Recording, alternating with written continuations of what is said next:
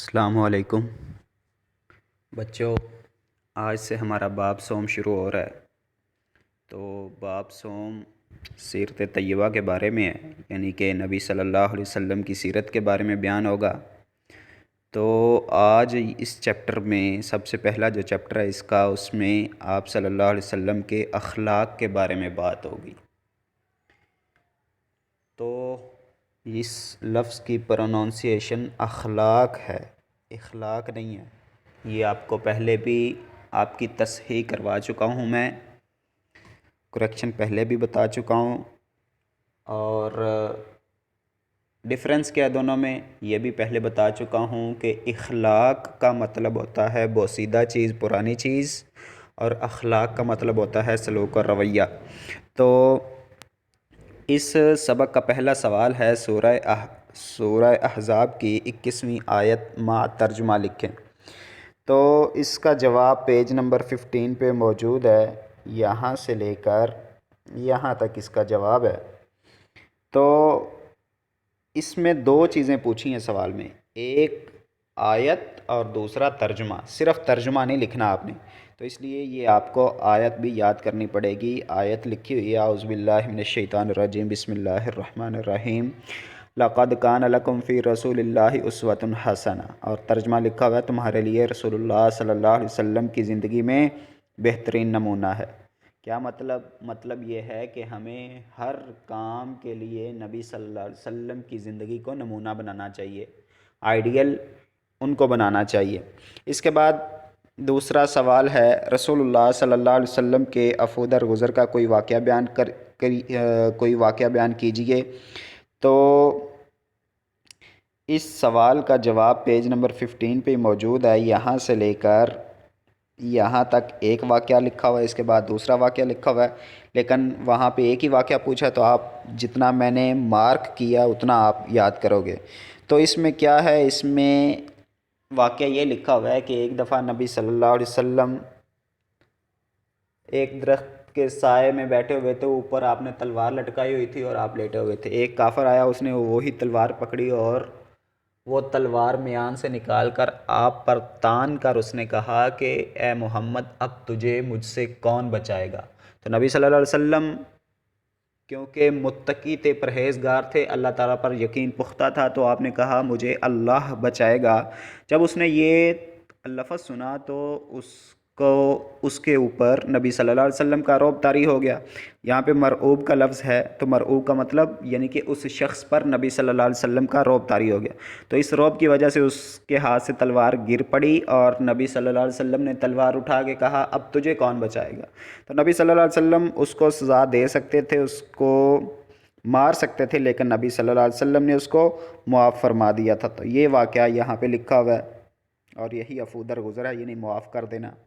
اس کے بعد ہے سوال نمبر 3، رسول اللہ صلی اللہ علیہ وسلم کی جانوروں پر شفقت کے بارے میں آپ کیا جانتے ہیں؟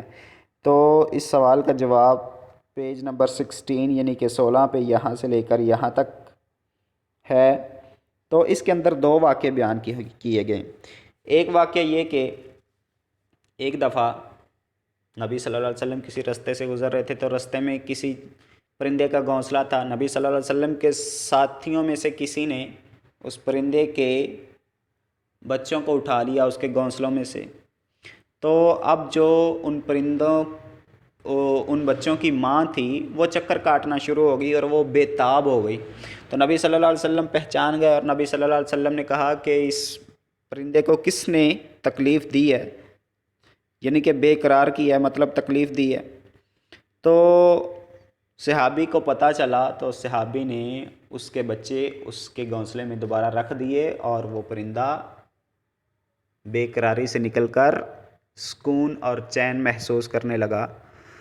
ایک تو یہ کہ نبی صلی اللہ علیہ وسلم پرندوں کے ساتھ بھی شفقت کرتے تھے، نبی صلی اللہ علیہ وسلم کی وجہ سے وہ پرندے کے بچے واپس رکھ دیے گئے۔ اور دوسرا اس میں یہ ہے کہ ایک دفعہ نبی صلی اللہ علیہ وسلم رستے میں جا رہے تھے، تو ایک اونٹ آپ کی طرف دیکھ کر بلبلانے لگا، اور وہ شکایت یہ کر رہا تھا اونٹ کہ میرا مالک مجھ پر بوجھ زیادہ لادتا ہے اور مجھے خوراک کم دیتا ہے۔ تو نبی صلی اللہ علیہ وسلم سمجھ گئے، اور نبی صلی اللہ علیہ وسلم نے اسی وقت اس اونٹ کے مالک کو بلوایا اور کہا کہ آپ اپنے اونٹ کو چارہ پورا دیا کریں اور اس پر بوجھ کم لادا کریں۔ تو یہ بھی نبی صلی اللہ علیہ وسلم کی جانوروں پر شفقت کی ایک مثال ہے۔ اس کے بعد ہے جی سوال نمبر 4، من لا یرحم لا یرحم کا ترجمہ لکھیں۔ تو اس کا جواب یہ پیج نمبر 16 پہ ہے، یہ میں اس کو انڈرلائن کر دیتا ہوں دوبارہ سے۔ یہ ہے جی، جو شخص رحم نہیں کرتا اس پر رحم نہیں کیا جاتا، یہ میں نے مارک کر دی ہے۔ اس کے بعد ہے جی سوال نمبر 5، خالی جگہ پر کریں۔ تو پہلی الف جز پہ ہے تم زمین والوں پر رحم کرو، ڈیش والا تم پر رحم کرے گا۔ تو یہاں پہ آسمان لفظ آئے گا، میں آپ کو دکھا دیتا ہوں، یہ میں انڈرلائن کر دیتا ہوں اس کو، یہ ہے، ٹھیک ہے جی، یہ۔ اس کے بعد بے ہے، فتح مکہ کے موقع پر آپ صلی اللہ علیہ وسلم نے اعلان فرمایا جاؤ تم سب ڈیش ہو، تو جاؤ تم سب کیا ہو، آزاد ہو، یہ ہے جی، ٹھیک ہے۔ اس کے بعد جیم جو ہے، رسول اللہ صلی اللہ علیہ وسلم نے اپنے چچا حضرت حمزہ رضی اللہ عنہ کے قاتل ڈیش کو بھی معاف فرما دیا۔ تو یہ آپ اگر اس لائن کو پڑھو گے تو آپ کو پتہ چل جائے گا، یہاں پہ لفظ وحشی آئے گا، یہ والا۔ اس کے بعد دال جز ہے، جو شخص ہمارے ڈیش پر رحم نہیں کرتا وہ ہم میں سے نہیں۔ تو یہاں پہ چھوٹوں آئے گا، وہ بھی میں آپ کو دکھا دیتا ہوں، یہ ہے، ٹھیک ہے جی، یہ لفظ چھوٹوں آئے گا وہاں پہ۔ اس کے بعد ہے جز ہے، جو شخص ڈیش نہیں کرتا اس پر رحم نہیں کیا جاتا۔